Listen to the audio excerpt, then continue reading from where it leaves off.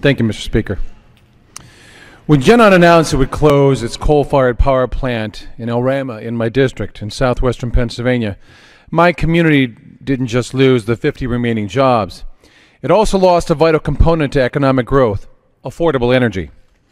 We should be cleaning up, not shutting down, these power plants, but new regulations aimed squarely at coal, oil, and natural gas are making it harder for families to get by, for manufacturers to prosper, and making it more difficult for our country to become energy independent.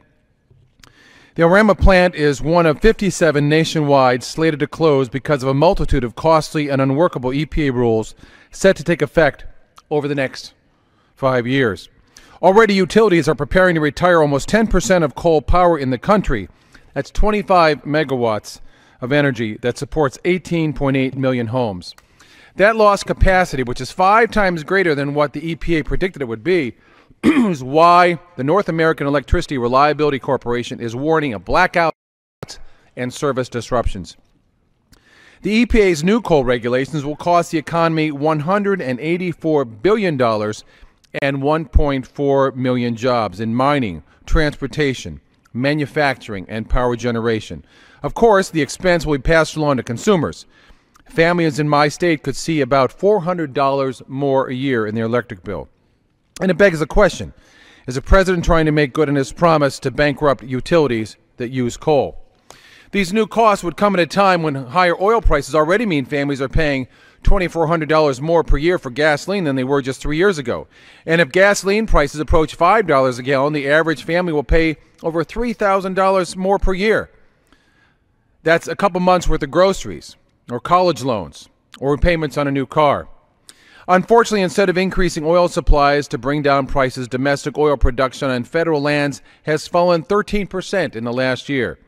The president says we have only 2% of the world's proven reserves, conveniently overlooking the technically recoverable oil that is under lock and key in the Gulf and the shale oil states. We have more oil reserves, 800 billion barrels, than Saudi Arabia.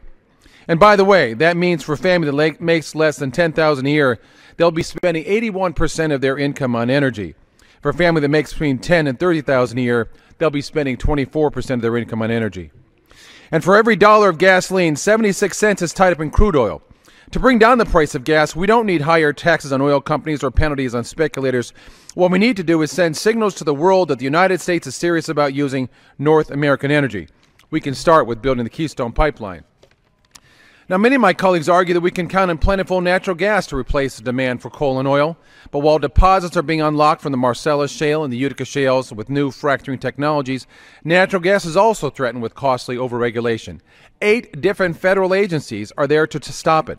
The EPA, Departments of Interior, Energy, Transportation, Agriculture, Center for Disease Control, the Army Corps of Engineers, and the Security and Exchange Commission are all working on new regulatory burdens.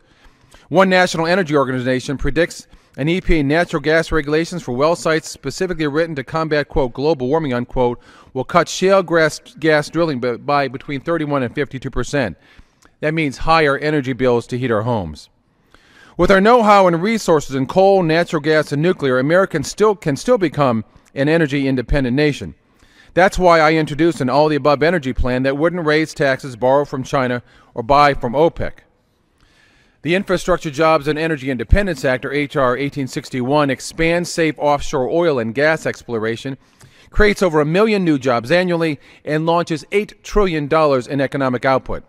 It dedicates a portion of its up to $3.7 trillion in new federal oil and gas revenues for investments in rebuilding our aging infrastructure, power generation, grid modernization, and helps put us on a path to energy independence. And rather than shutting down coal-fired power plants, my bill invests in the kind of cutting-edge technology being developed at the National Energy Technology Laboratory to clean up coal. So we can either continue to build the wealth of OPEC countries that use our money to fund terrorism, nuclear weapons, and unfriendly policies, or build jobs here at home with energy independence. We can let OPEC pick the winners and losers, or make the USA the winners again. I choose the USA. We have the energy resources to unleash prosperity, but first and only if the federal government gets out of the way.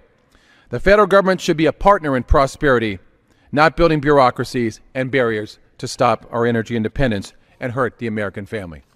I yield back.